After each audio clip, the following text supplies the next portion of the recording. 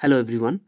আজি মই নতুন এডভোকেটৰ কাৰণে এটা ইম্পৰ্টেন্ট ভিডিও লৈ আহিছো যিবিলাকে পাস কৰি নতুনকৈ প্ৰেক্টিছত সোমাইছে। আজিৰ টপিকটো পাৰ্টিজ ইন সিভিল সুট। আজি আমি এইটো ভিডিওৰ জৰিয়তে দেখিম যদি কোনো ব্যক্তিয়ে সিভিল সুট ফাইলিং কৰে অথবা প্লেন্ট বনায় তেতিয়া আমি পাৰ্টিক কি নামেৰে জানিব পাৰিম। সিভিল সুটত যোনে সুট ফাইল কৰে বা প্লেন্ট বনায় তাক প্লেন্টিভ বুলি কয় আৰু যাৰ এগেইনষ্টত বনায় তাক ডিফেন্ডেন্ট বুলি কয়।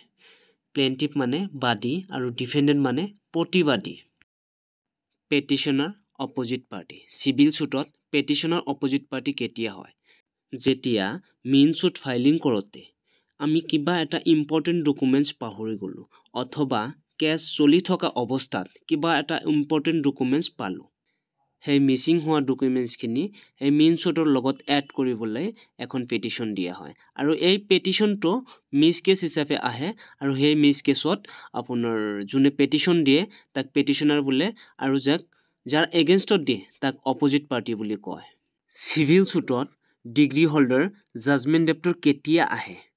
আপোনাৰ সেই মেইন সুটটো জাজমেন্ট হোৱাৰ পিছত আপোনাৰ সেই মেইন সুটটো শেষ হোৱাৰ পিছত বা ডিগ্ৰী হোৱাৰ পিছত এখন এক্সিকিউশন ফাইলিং কৰা হয় আৰু এই এক্সিকিউশন ফাইলিং কৰাৰ পিছত যোনে এক্সিকিউশন ফাইলিং কৰে তাক ডিগ্ৰী হোল্ডাৰ আৰু যাৰ এগেইনষ্টত ফাইলিং কৰে তাক জাজমেন্ট ডেপ্টৰ বুলি কয়। সিভিল সুটত আপিলেন্ট এণ্ড ৰেছপন্ডেন্ট কেতিয়া আহে? যেতিয়া সেই মেইন সুটটো জাজমেন্ট হোৱাৰ পিছত বা শেষ হোৱাৰ পিছত বা ডিগ্ৰী হোৱাৰ পিছত যাৰ কেছটো বেয়া হয় সি আকৌ ডিস্ট্ৰিক্ট জাজৰ ওচৰত অথবা হাইকোৰ্টৰ ওচৰত আপিল কৰিব পাৰে আৰু সেই আপিল কৰাৰ পিছত যোনে আপিল কৰে তাক আপিলেন্ট আৰু যাৰ এগেইনষ্টত কৰে তাক ৰেছপন্ডেন্ট বুলি কয়। হিন্দু মেৰিজ এক্ট আৰু মুছলিম মেৰিজ এক্টত যোনে পেটিশন দিয়ে তাক পেটিশনাৰ আৰু যাৰ এগেইনষ্টত পেটিশন দিয়ে তাক ৰেছপন্ডেন্ট।